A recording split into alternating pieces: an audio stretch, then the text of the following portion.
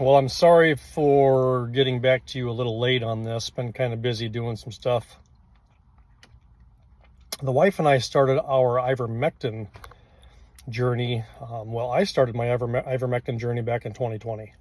I knew that when the media chastised ivermectin, horse-based, that, I knew that there was something up. The first thing I will preface this by saying, I learned a long time ago that the media and our entire medical system, our education system, it sounds far-fetched, but it's all built on propaganda. Okay, it's all built on wanting to keep us down. They want us to be human ATM machines, right? It's just a constant money grab is all of it is. So I'm going to start with ivermectin. Ivermectin was discovered, I believe, in the 70s. It was first used on people. Obviously, maybe you already know river blindness in Africa, et cetera, et cetera, et cetera. There's a lot of things that ivermectin can help us with. Fenbendazole, quite a bit newer. It's been primarily used in the animal world, although, excuse me, I just ate. There's a lot of new studies happening now showing all of the positives that it can do for humans. The whole mantra that animals versus humans are different, not really the case. I use ivermectin and fenbendazole on my dogs. Obviously people use ivermectin on their horses. So where do you start? What I would do, the reason that I use the paste formula is because it has those binders in it. It's specially formulated with the binders in it so that you get the proper delivery of the fenbendazole or ivermectin, however you look at it. Now, if you were to go somewhere and buy ivermectin pills, then you probably do need a binder because you need something that's going to carry that medicine, right? And make it so that your cells can absorb it. The same with fenbendazole. You can go buy fenbendazole powder like from an animal store, and that's the same thing. You're going to need some kind of a binder to carry it and help you absorb it. Now, the paste, there's a lot of controversy about it just because there's a lot of propaganda going on, but the paste is specially formulated for this stuff. And the interesting part about the ivermectin and the fenbendazole is that the dosing is equal to what they use in horses. So when you get out a tube of ivermectin paste, there's little increments on the syringe that divide it up into weight increments. Some of them are all the way down to 125 pounds. Some of them go up to 250. The same thing can be said about the fenbendazole. So literally what you do is you squeeze out enough for your weight. Now, I always use more because more is better. The cool thing about both of these is you can't overdose on them. I've got a buddy that his urine was brown. I mean, all he drank was Pepsi. All he ate was Quick Star sandwiches. I mean, he was just in bad shape. He was taking 5 grams of fenbendazole every day, which seems like a ton. I mean, that's a lot. And he never had any side effects from it. He actually felt really good after just a couple days of using it. Obviously, he tailored it back because, you use so much, your body can only absorb so much, right? What's really important about all of it is that you need to take more than your weight worth. And here's the reason why. These parasites can become resilient to this stuff. Ivermectin in particular, even though it does kill some parasites, actually what's happening is it's paralyzing the parasites. That way the parasites let go. They don't anchor on to whatever they're anchoring onto, and your body can then flush them out. Now, people are saying to use all these binders to flush out the toxins. Well, that's not really accurate. The binders are actually used for delivery. So just a little bit of research will show anybody that. The binders are actually there for delivery. What I suggest doing is just drink lemon water every day. Lemon water will help grab those toxins and flush them out. the toxins are usually built up in your liver, in your kidneys and stuff like that. And if you go to YouTube and look up some videos on the benefits of drinking lemon water, it'll blow your mind. Now, my wife was, she was diagnosed with Hashimoto's quite a few years ago. She had a full hysterectomy at the age of 26 after our second child. She was not given any hormones to counteract the loss of the hormones, right? So Hashimoto's developed. Hair got really thin, which we're still battling with the thin hair a bit, but you know, gut aches, brain fog, migraines, constantly down, always sick. In 2022, I started her on the ivermectin. Within a matter of days, her gut aches were gone. Within a matter of days, her migraines were gone. And she used to get a massive migraine at least once a week. She went through jobs left and right, you know. We're still dealing with medical bills from all of this from over the years, but pretty incredible what it did for her. Now, we did that for a good year and a half. I did it with her. I did it every single day for a year and a half. No side effects, nothing. I've always been really healthy. I had cancer when I was a kid, 13 years old. But, you know, outside of that, I could always eat whatever I wanted. So, you know, once she got off of the ivermectin, things started kind of reverting back. So that right there kind of shows you that the parasites are very resilient, and you need to stay on the stuff for as long as it takes until you get rid of them. Hashimoto's is actually caused by the Epstein-Barr virus. So that's a little interesting deal. Ivermectin is antiviral. So there's that. Now the fenbendazole. Later on down the road, I would say probably in late 2023, we got her back on the ivermectin. And then I kind of was learning about the fenbendazole as it was coming into play. Her and I got on the fenbendazole. I literally blew that worm out of my nose that you saw in that post. I don't know if it was a worm or not. It might have just been like a mucus buildup. Very possible. But man, my sinuses cleared out right away. She had some of the best results that she'd had. She's still doing a lot better. If I was to start this all over again, knowing then what I know now, I would take the fenbendazole once a day for a week. And then I would add in the ivermectin, and I would take them both every day. Every single day until you have a Herxheimer reaction. Herxheimer reaction is when you have basically the buildup of toxins from the parasites letting go and dying off and whatnot. Your body gets all these toxins in it, and you need to get rid of the toxins, right? So it can create like flu-like symptoms. It can exacerbate old injuries you might have. I mean, you name it. It could be, you know, tinnitus, vision could get blurry. I mean, this is a pretty common deal. Just I don't like to tell people to use Google because Google's as crooked as legacy media, but you can Google the Herxheimer reaction and it'll give you a pretty good description of what's going on there. So get back to what I was saying. Start with the fenbendazole for a good week. You know, I weigh 150 pounds, and the amount that I take is I basically lay it out on my middle finger from my middle knuckle right there all the way down to the tip, and put it in my mouth, and I drink it down with water. And then, you know, just drink lemon water during the day. That's the best advice I can give you. And then when it comes to the ivermectin, just give yourself a nice big blob on the end of your finger. You know, just cover that finger up with a good blob of ivermectin. Same thing, put it on your mouth, wash it down with some water. If you really want to change your life, do a little bit of a dig on what methylene blue is. Now, methylene blue has been around since the 1800s, but it's one of those things that has been, you know, kept silent because of so many benefits that it gives us. So do a little dig. I mean, if you haven't done any of this yet, it's not going to hurt you. You got to get past the fear that they've instilled into your brain. Just do it. Just, you know, methylene blue, you start out with about 3 drops per day in a glass of water. and you work your way up until you feel energized, and that's your dosage, right? So I take, like, the bottle comes with a dropper. I take a full dropper.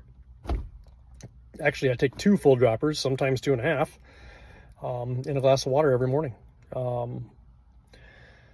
So there's that information. So the other thing I will preface about the binders, okay, so the binders, they latch on to everything. They latch on to good nutrients. They latch on to the ivermectin, obviously, because you need to carry it, right? Or the fenbendazole, right? Because they need to carry it.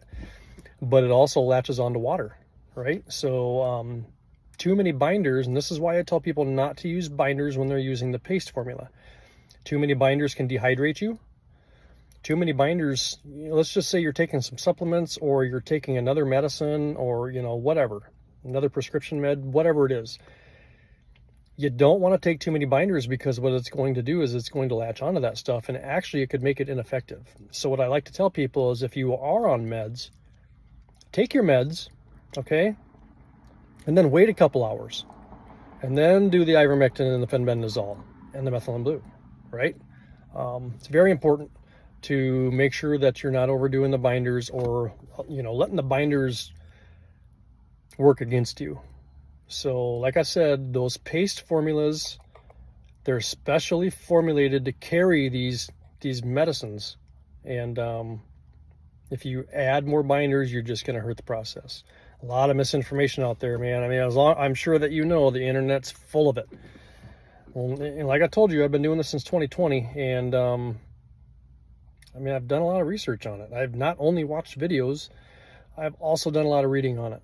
I'll use ChatGPT, I'll use Grok, anything just to kind of help get me some information, and then I take that and I run with it, and then I'll dig deeper. So there's so much I could tell you on this. So much I could tell you. So here's the deal. Go to your local Farm and Fleet store. They make 2 different brands of fenbendazole. One is Safeguard. The other one is Panacur. Safeguard comes in a yellow and white box. Panacur comes in a blue and white box. They're literally the same thing. The dosages are exactly the same. Ivermectin. As long as the box says 1.87% ivermectin paste, that's what you want. You don't want the one that says 1%. You want the one that says 1.87. There's also an option for ivermectin where you could get the 1% sterile, and it's injectable. But what you do is you use a little dropper or a milliliter, like a suction, like a syringe, and you suck out a milliliter of it, and you squirt it in your water. People are doing that too. That's actually a little more concentrated, and a lot of people believe that that's a better method. But I go back to the binder thing, right? You just put it in your water. You got to have something carrying it, or I think you're just going to pee it out. That's why I use the paste. It's proven. It works. Like I said in that video, you have never seen a rancher or a farmer follow up a tube of horse paste with activated charcoal, because it's not needed. I'm sure you're going to have questions. You're going to have a ton of questions. And don't take my word for everything. Do some homework. But trust me when I'm telling you, and I hope you're already aware of this, but our medical system is not designed to help us. They want us to be human ATM machines. So when you go research this stuff, you can't use WebMD. You can't use, Mayo Clinic. Interesting little note, Mayo Clinic's never going to talk about this stuff. You know why? Because this stuff is not going to allow them to be profitable. My mom went through some major stuff at Mayo Clinic. I'm about an hour and a half away from Rochester, Minnesota. And I tell you what, the stuff that my mom went through, it killed her. They put her on a clinical trial called Lymparza because my mom had ovarian cancer, and she also carried a BRCA gene and another gene, and she was very susceptible to all these cancers. They talked her into getting on a clinical trial to prevent cancer, and you know what it did? It literally caused acute myeloid leukemia. And I know 4 other women just in my area, 20 miles surrounding area, that this happened to, and every one of them died from it. So I'm telling you, when you're doing research on this stuff, your independent journalists are the best ones. There is a guy called Dr. Makis. He is a Canadian doctor that's been running, this horse paste stuff. He's using ivermectin, fenbendazole, menbendazole, He's using these things, DMSO, literally curing people with stage 4 cancers. I'm sure you've seen the video clips of Mel Gibson. That's not hyperbole. That's not bullshit. That's real. It's really happening. Man, I could just probably go on all day for this, but reach out if you got questions. I did this in a video for you because I wouldn't want to read all of it. I can see my video is already 15 minutes. I'm trying to think if there's anything else. Oh, yeah. Okay. I don't know what age you guys are. I don't know what kind of condition you're in, and I don't know if you're overweight. Here's the key, and this was my wife. All right, my wife's been overweight most of her life. There's a lot of stuff surrounding the carnivore diet. I tell you what, the fenbendazole and the ivermectin made a big difference in her, but when we put her on strictly carnivore, I would say more ketovore because we do eat eggs and cheese, you know, and that kind of thing, but protein-based diets. Drop the plants. Drop all the plants for a while. I mean, all of them.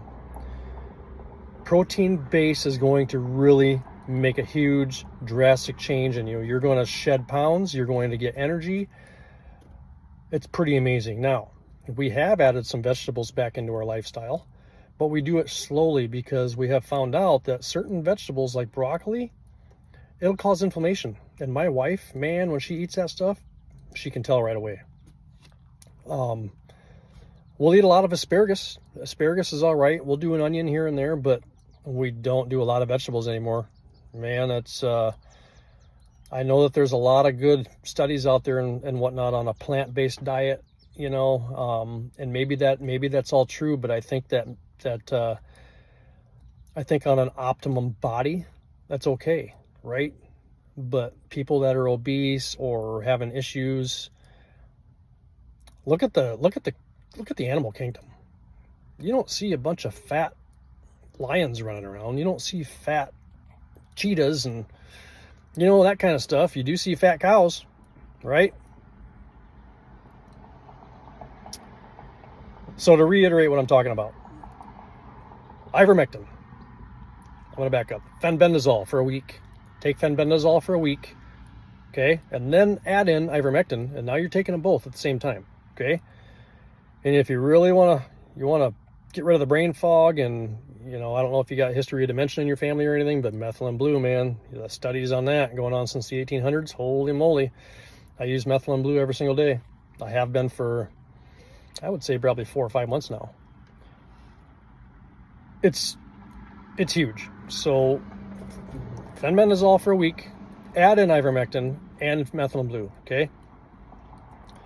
Take that stuff, wait 2 hours before you take any subscription meds. If you're on any SSRIs, there's a lot of controversy out there about that stuff and using methylene blue.